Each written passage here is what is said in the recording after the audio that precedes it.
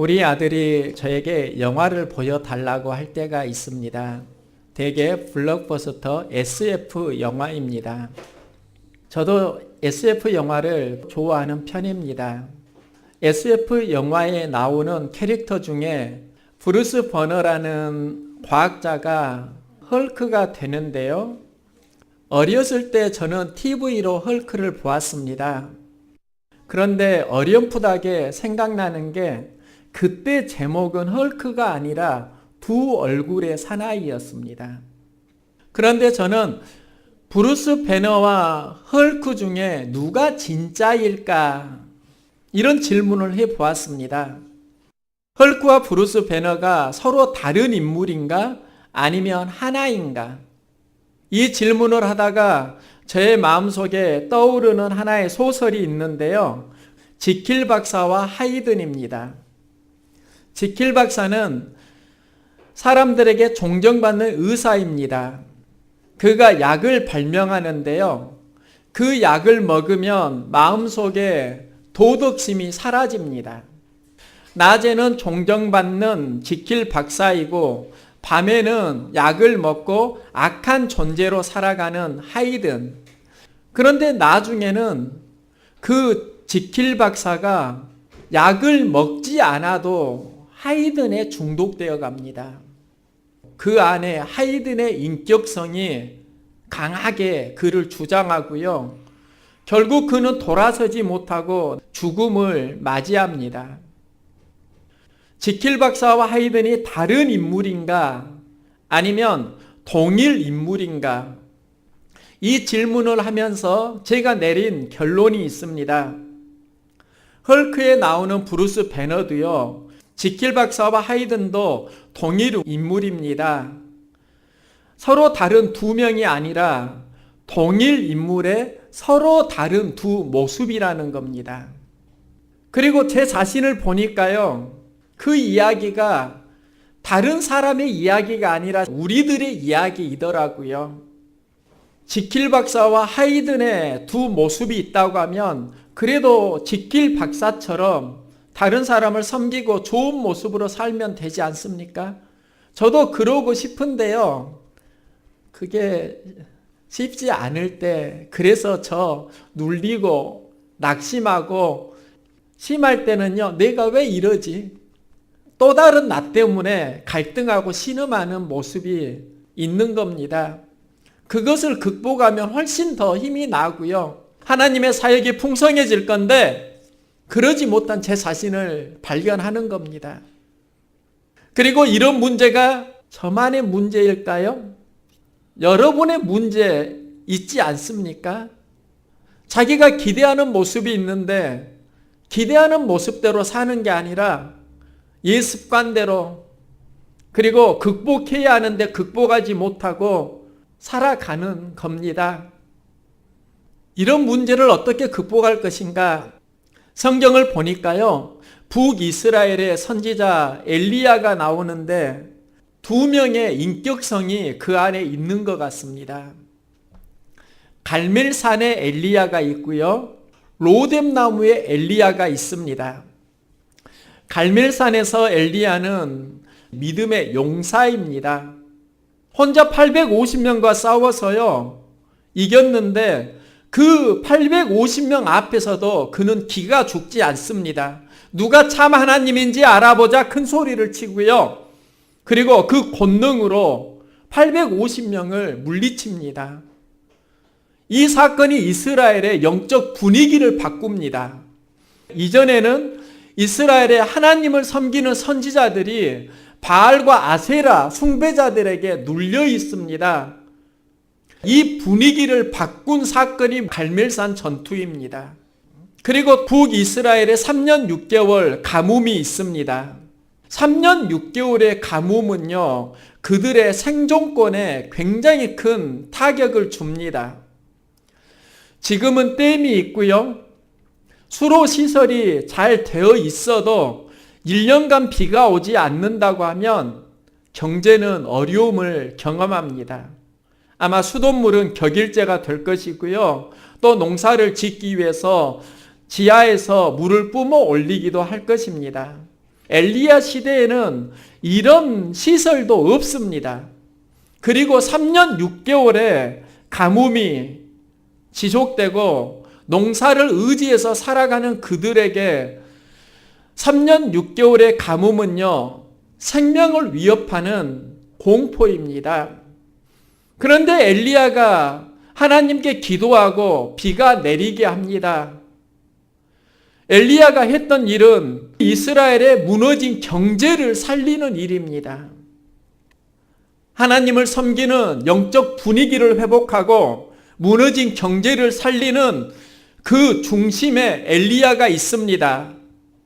그런데요, 그런 기적을 행한 엘리야가 얼마 되지도 않아서 자신의 형편이 조상들보다 좋지 못합니다. 차라리 내 생명 거두어 주세요. 불평하고 있는 겁니다. 갈멜산에서 엘리야와 로뎀나무에서 불평하는 엘리야를 보면 이미지가 너무 다릅니다. 엘리야의 두 모습입니다. 그런데 이런 경험이 우리에게도 찾아올 때가 있다고요. 뭔가 하겠다는 전의를 상실하고 주저앉아 있을 때가 우리에게도 얼마든지 있다는 겁니다. 지금 한국 교회가요, 잠자는 그리스도인 구원의 열정을 다시 회복할 수 있다고 하면 한국 교회는 그래도 다시 부흥할 수 있을 것입니다. 그런데 많이 짓눌려 있는 이유가 무엇인가? 하나님을 유별나게 열심히 섬겼는데 이제 나는 혼자야, 이 고독감이 찾아오고요. 이 고독감 가운데 생명의 위협을 받으니까 엘리야가 로뎀나무 아래에서 굉장히 낙심해 있습니다. 이 경험이 수많은 현대인들이 하게 되는 경험입니다. 한때 인기를 누렸던 탤런트가 자살을 하기도 하는데요. 이게 어떤 외로움 때문입니다. 무대에서는 인기를 누리는데 혼자 있을 때는 외롭고요.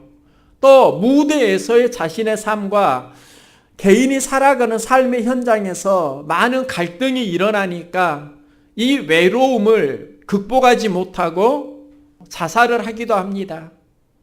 무대에서는 박수를 받는데 인터넷을 보니까 안티팬들이 많은 겁니다. 마음의 상처를 받습니다. 외로움을 경험하는 겁니다. 우리도 살다 보면요, 나 혼자인 것 같다? 이 감정을 느낄 때가 있다고요. 사실 혼자 아닙니다. 그런데 혼자인 것 같다, 이 외로움을 느끼는 겁니다. 교회를 개척을 하고 나는 혼자인 것 같다, 이런 감정도 많이 찾아왔는데요. 그런데 생각해 보니까 그때만큼 저를 위해서 응원해 주고 기도해 주는 사람이 많았던 때도 없습니다.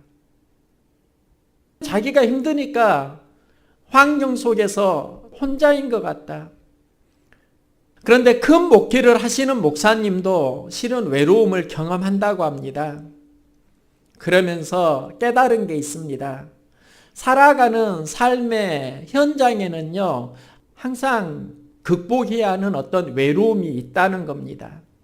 다른 일을 하면 내 문제가 해결될 것 같지요? 거기에 가면 거기에서 경험하는 또 다른 외로움과 아픔은 항상 있습니다. 엘리야가 힘든 이유가 하나님을 향한 열심으로 섬겼는데 생명의 위협을 받는 상황에서 자신만 홀로 남았다 하는 것입니다. 믿음의 용사가 추락하고 있는 것입니다. 올해 9월에 한미 연합훈련이 있었습니다. 그런데 그 연합훈련에서 헬리콥터 한 대가 바다에 추락했고요. 탑승객 3명이 모두 사망하는 사건이 있었습니다. 전시 상황도 아닌데 왜 비행기가 바다로 추락했는지 조사를 시작을 했고요. 추락 원인이 비행 착각이다, 이렇게 기사가 나는 것을 보았습니다. 비행 착각? 이게 무엇이지? 궁금해서 알아보니까요, 조종사가 가끔 어디가 하늘이고 어디가 땅인지를 구별하지 못하는 경우가 생긴다는 겁니다. 그 헬기가 사고 당시에 바다 수면 위를 날고 있었는데요. 조종사가 하늘과 땅을 구별하지 못하고 하늘로 솟아오른다고 착각하면서 바다로 돌진한 겁니다. 이걸 이해하려고 하면요, 놀이 중에 코끼리 코가 있는데요, 코끼리 코를 하고 계속 돌면은 나중에 멈출 때 세상이 빙빙 도는 겁니다. 자기 중심을 못 잡습니다.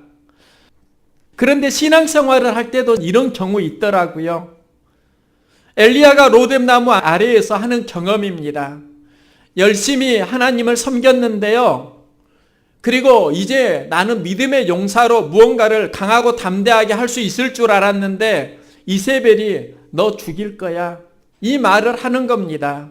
갑자기 힘이 빠지고요, 광야로 도망을 치는데 홀로 광야에 도망을 치니까 몸이 지치고 그 지치는 현장에서 로뎀나무를 만납니다.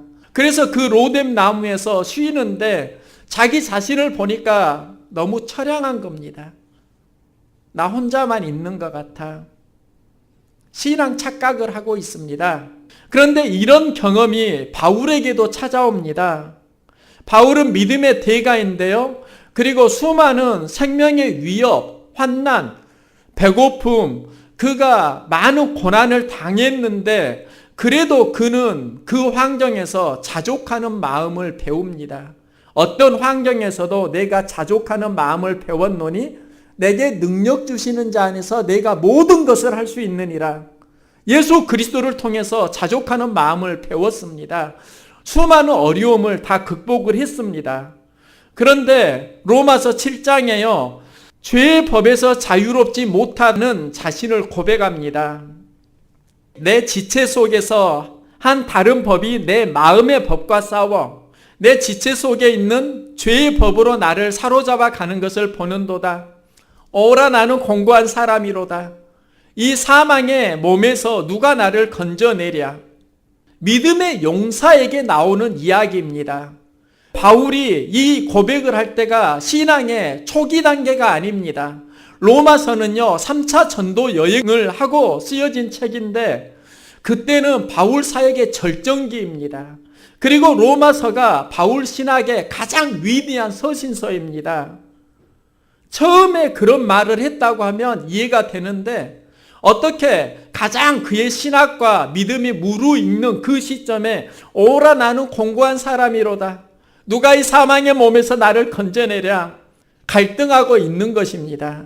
그런데 만일 바울이 이 갈등을 극복하지 못했다면 그는 사역을 제대로 감당하지 못했을 겁니다. 우리도 마찬가지입니다. 신앙생활을 할 때 극복해야 하는 문제 극복하지 못하면 이게 우리의 크기가 된다고요. 바울은 어떻게 극복합니까? 환경 속에서요, 죄의 법에 사로잡혀 갈 때 그 안에 성령의 임재가 시작됩니다. 7장에서는 오라 나는 공고한 사람이로다. 신음하는 바울이 나오는데 8장에서 넉넉히 이기느니라 이렇게 고백합니다. 어떻게 넉넉히 이기는가? 8장에 성령이라는 단어가 19번 등장합니다. 분위기가 바뀌어지는 겁니다. 그러면 우리의 삶도 마찬가지입니다. 내 마음속에 무엇이 임재하느냐, 여기에서 힘이 달라지더라고요. 예배를 드릴 때도 그래요. 어떤 때는 힘이 쭉쭉 빠질 때가 있습니다. 내 안에 안 좋은 생각들이 예배 드는 순간에도 찾아온다고요. 그런데요, 성령이 임재하는 그 마음의 감정을 느낄 때가 있습니다. 그러면 메시지가 풍요로워집니다. 우리 삶도 마찬가지입니다.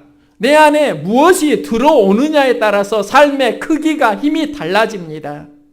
환경을 이기는 힘을 얻으려고 하면은요, 나의 옛사람을 극복하고 성령의 임재가 있기를 소망합니다. 여기서부터 인생은 새로운 역전이 시작됩니다. 승리자 바울이 나오는 겁니다. 우리가 어떤 힘을 가지느냐는 내 안에 무엇이 임재해 있느냐 그 상태와 연관됩니다. 바울이 오라 나는 공고한 사람이로다. 누가 이 사망의 몸에서 나를 건져내랴. 이 탄식이 이제 우리를 사랑하시는 이로 말미암아 우리가 넉넉히 이기느니라, 이기는 자로 바뀌어지는데요. 엘리야의 경험도 바울과 유사합니다. 그가 열심히 사역을 했는데 갑자기 지독한 외로움이 찾아오고요. 하나님의 임재 경험을 잃어버립니다. 하나님의 임재를 어떻게 회복할 것인가? 그 장소의 변화가 엘리야의 삶을 보면 로뎀 나무에서 호렙 산으로입니다. 낙심하는 로뎀 나무에 엘리야가 있다고 하면 호렙 산에 가서 하나님의 세미한 음성을 듣는 엘리야가 또 있습니다. 그리고 우리도 어떻게든지 다시 호렙 산에 가서 하나님의 세미한 음성을 듣고 하나님의 임재를 경험하면은요, 여기에서 새로운 승리가 일어납니다. 우리가 들어야 하는 하나님의 세미한 음성, 그 내용이 있는데요. 엘리야야, 너 혼자인 것 같아? 혼자 아닌데? 이스라엘이 하나님을 경외하고 하나님을 섬기고 하나님의 부흥을 꿈꾸는 경건한 자 7,000명이 있어. 너는 혼자가 아니다는 겁니다. 2차 세계대전이 일어날 때 이야기인데요. 일본이 중국을 침략하고 그 중국에서 활동하던 영국 선교사가 100여 명의 아이들을 데리고 피난을 갑니다. 전쟁 중에 몸에 탈진이 찾아옵니다. 100여 명의 고아들을 데리고 피신하기가 버거운 겁니다. 그래서 그 선교사가 마음이 낙심해 있는데 그 선교사에게 한 아이가 말합니다. 모세는 이스라엘 백성을 거느리고 홍해도 건넜잖아요. 그때는 훨씬 수가 많았어요. 선교사님 힘내세요. 선교사는 그 말이 마음에 들어오지 않습니다. 그래서 아이에게 말합니다. 나는 모세가 아니란다. 모세는 믿음의 용사이고 이스라엘 백성을 데리고 홍해를 건너지만 나는 모세가 아니야. 그때 아이가 선교사님에게 말합니다. 물론 선교사님은 모세가 아니에요. 그런데 모세가 섬긴 하나님이 우리의 하나님이잖아요. 모세가 물을 가른 거 아니잖아요. 하나님이 가른 겁니다. 그 하나님이 우리의 하나님이다. 이 말에 그가 용기를 얻습니다. 내가 누구인가가 중요한 게 아니에요. 하나님이 나를 사용하실 수 있는가? 이게 훨씬 중요합니다. 그런데 하나님이 사용하실 수 있는 마음 상태로 우리가 가지 못할 때 그때 사역이 단절된다고요.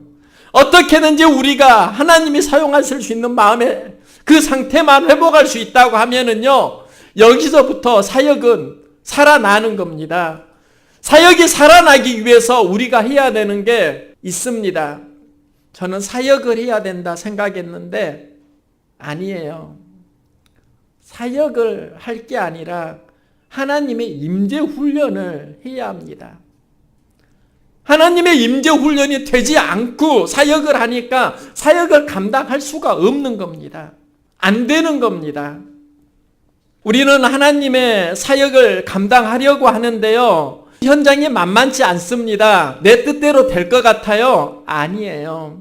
진짜 중요한 건 하나님이 임재하시는 것을 경험하는 삶입니다. 하나님의 임재하심을 우리가 연습하지 않으면 문제를 만날 때마다 무너진다고요. 하나님의 임재하심이 무엇인가? 하나님이 나와 함께 하시고 나를 도와주신다. 이것을 알아차리는 영적 훈련입니다. 하나님이 함께 하신다는 마음이 둔해지고 환경 속에서 눌려 있으니까요, 방향이 이상해지는 겁니다. 제가 하나님의 임재가 막히면 말씀을 전하기가 참 힘들다 경험하는 것인데요. 그래도 목회자나 되니까 힘들다 힘들지 않다 알고 그래도 기도하는 겁니다. 그런데요, 우리가 평신도로 살아가면서 그런 감각 자체를 모르고 살아갈 때가 있습니다. 하나님의 임재 경험을 하지 못하고 사역만 하려고 합니다. 그리고 그 사역에서 문제를 만나면은 자꾸 문제 속에 사로잡히는 겁니다. 우리가 해야 되는 건요, 사역이 아닐 수 있어요. 하나님의 임재 연습을 먼저 하는 게 그게 우선일 수 있습니다. 엘리야가 왜 로뎀나무에서 주저앉아 있는가? 그 이유는 하나님의 임재하심을 놓쳤기 때문입니다. 갈멜산에서는 하나님의 임재하심이 충만했는데 그가 어떤 사건을 겪으면서 임재하심을 놓쳐버립니다. 그 사건이 바로 이세벨의 이야기입니다. 내가 죽인 선지자들과 같이 내일 이맘때에 너의 생명을 취하리라. 이세벨이 이 메시지를 전하니까요, 그 말이 그의 마음을 사로잡습니다. 하나님이 주장하던 마음이 이세벨이 주장하는 마음으로 바뀌어집니다.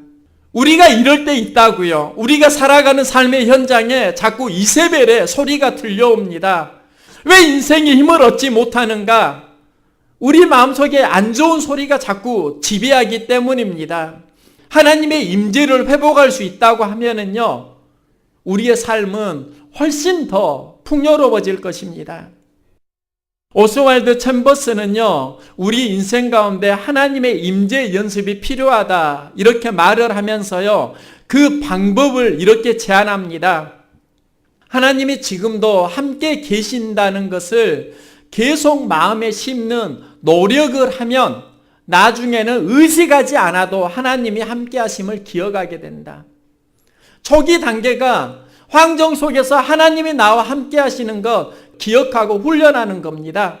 이 의식이 되어지면요, 나중에는 자연스럽게 하나님이 나와 함께 하셔 요동치는 마음이 잠잠해지고요, 무질서한 마음이 질서가 잡힌다고요. 그런데 이 훈련이 안 되니까 영적으로 성장이 안 되는 거지요. 일상에서 하나님을 기억하는 생각 훈련을 계속 반복하라는 것입니다. 여기서 하나님이 우리의 모든 형편을 아시고 도우신다, 이 믿음과 확신이 생기면요, 마음은 새로 위로를 얻게 되고 또한 무엇을 할 때 그걸 극복할 수 있는 새 힘을 얻게 됩니다. 어떤 상황 속에서도 하나님이 나와 함께 하신다, 이것을 인식하는 것이 하나님의 임재 훈련입니다. 임재 훈련, 이게 되면은요, 여기서부터 성장이 시작됩니다. 하나님의 임재 연습으로 유명한 이가 로렌스 형제입니다. 그가 평수사로 지낼 때 많은 사람들이 이렇게 고백합니다. 로렌스 형제를 보면 하나님이 생각나, 예수님이 생각나. 그의 삶은 많은 사람들에게 예수님이 생각나는 삶을 보여줍니다. 대단히 존경받는 수도사였는데요, 그가 죽은 이후에 그가 썼던 글이 하나님의 임재 연습으로 출판됩니다. 여기에서 이런 글이 있습니다. 로렌스 형제의 고백인데요, 나는 더 이상 하나님 믿지 않아. 나는 하나님을 보고 있거든. 처음에는 하나님을 생각하고 묵상하는 삶을 살았는데 이제 그게 깊어지다 보니까 하나님을 보는 삶을 살아간다는 것입니다. 하나님의 임재 연습에서 성장이 무엇인가? 하나님을 보는 삶입니다. 예수님은 말씀합니다. 마음이 청결한 자는 복이 있나니 그들이 하나님을 볼 것이며, 마음이 청결하면 하나님을 볼 수 있다는 것입니다. 스데반이 왜 죽어가면서 웃을 수 있었을까요? 왜 웃으면서 순교할 수 있었을까요? 하나님의 천사가 그에게 보이는 겁니다. 하나님의 임재가 경험되어지니까 여기서 웃을 수 있는 미소가 나옵니다. 제가 지난 주일에 말씀을 전하는데요, 머리가 조금 아팠습니다. 그냥 피곤해서 그러나 생각했습니다. 그 다음날 새벽에 작두콩하고 목화 봉우리를 끓여서 먹었는데요, 그걸 먹고 난 뒤에 코에서 물이 나오는 것을 경험했습니다. 진한 콧물이 아니라 그냥 맑은 물이 흘러나오는 겁니다. 그게 나오니까 머리가 한결 맑아졌습니다. 생각을 해보니까 어제 아팠던 원인이 이게 아니었을까, 그런 생각이 들더라고요. 그게 나오니까 새로운 힘이 나는 것을 경험했습니다. 그런데 우리 마음도 마찬가지입니다. 하나님의 임재 경험을 막는 무언가가 있습니다. 상한 마음일 수도 있고요. 어떤 사건일 수도 있고요. 우리 안에서 경험하는 어떤 감정일 수 있습니다. 엘리야가 왜 로뎀나무 아래에서 주저앉아 있는가? 이세벨의 말이 그의 마음을 주장하고 있고 하나님의 임재를 막고 있기 때문입니다. 이세벨이 죽이겠다고 하니까 엘리야의 마음에 그 말이 들어오고요. 그의 마음을 사로잡고요. 그러니까 하나님께 불평하고 원망하고 차라리 죽는 게 낫겠습니다. 이런 말을 하는 것이지요. 그때 하나님은 다시 호렙으로 가라고 하십니다. 그럼 엘리야가 가는 호렙산에 영적 의미가 있는데요. 호렙산은 모세가 이스라엘 백성을 이끄는 리더로 부름받은 장소입니다. 하나님의 십계명을 받은 곳이 바로 호렙산입니다. 호렙은요, 하나님께 부름받은 곳이고 하나님의 말씀이 임재한 현장입니다. 그곳으로 엘리야에게 가라고 하시는 겁니다. 우리도 호렙으로 가야 합니다. 다시 하나님의 음성을 듣는, 하나님의 음성이 들리는 호렙으로 가야 하는 겁니다. 호렙으로 가니까요, 하나님이 말씀합니다. 엘리야야, 너 혼자 아니야. 남은 자 7,000명 있어. 그리고 나도 너와 함께 할게. 이 세미한 음성을 듣는 겁니다. 하나님의 음성을 들을 때 세미한 음성이 들려오기를 소망합니다. 내가 요란하면 들을 수 없는 소리입니다. 내가 시끄러우면 들리지 않는 소리입니다. 그래서 내가 때로는 요란할 때 조용해야지 돼요. 침묵해야지 돼요. 무릎 꿇어야지 돼요. 내가 나를 죽여야지 돼요. 그때 하나님의 세미한 음성이 들리기 시작합니다. 세미한 음성이 없는 게 아니라 내가 못 듣는다니까요. 하나님의 음성이 없는 게 아니라 요란한 내가 못 듣는 겁니다. 하나님의 음성이 들리는 삶, 이게 그리스도인의 비전입니다. 이세벨의 말이 주장하는 인생이 있고요. 하나님의 음성이 주장하는 인생이 있습니다. 하나님의 음성이 우리를 주장하기 위해서 우리가 일상에서 계속 해야 되는 훈련이 하나님의 임재 훈련입니다. 우리의 몸과 마음이 하나님의 임재를 경험하는 호렙산으로 나아갈 수 있기를 소망합니다. 로뎀나무 인생이 아니라 말씀이 들리는 호렙산으로 나아가는 그러한 인생을 우리가 함께 살아가기를 소망합니다. 함께 살아갑시다.